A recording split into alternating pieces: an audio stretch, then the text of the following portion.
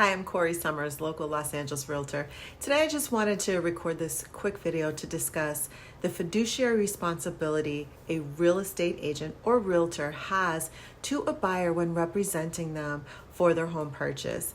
You may or may not be aware of this, but there's a lot of changes that have been happening in the real estate industry, and one thing that's remained the same is the level of service and responsibility your agent has when representing you. And I think that this has been something that's been a little lost.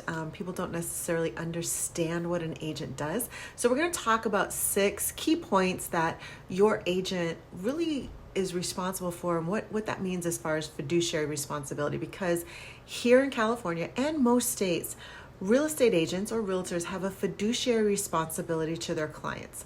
So the fiduciary responsibility of a real estate agent when representing a buyer really boils down to acting in the best interest of that buyer throughout the real estate transaction.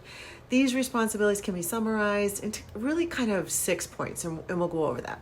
The first point is about following the instruction of a buyer, which can be termed obedience, if you will. At the end of the day, we represent you. You are our client. Loyalty is the second point. This is so important. And loyalty means putting your interest as a buyer above everybody else's interest, above the agent representing the seller, above the seller's interest, above our own interest. That's where our loyalty really lays.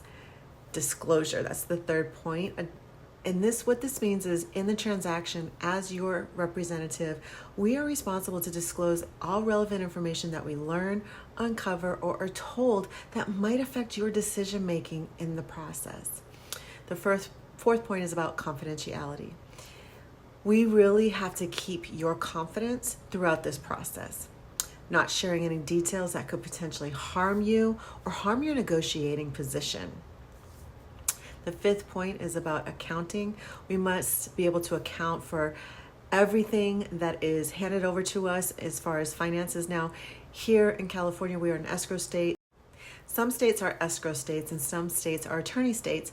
In attorney states, we as agents might actually receive your initial deposit, your earnest money deposit, but here in California, we are an escrow state. So once your offer is accepted, escrow is open and you wire your initial deposit in your EMD. So there's not really any changing of hands where that goes.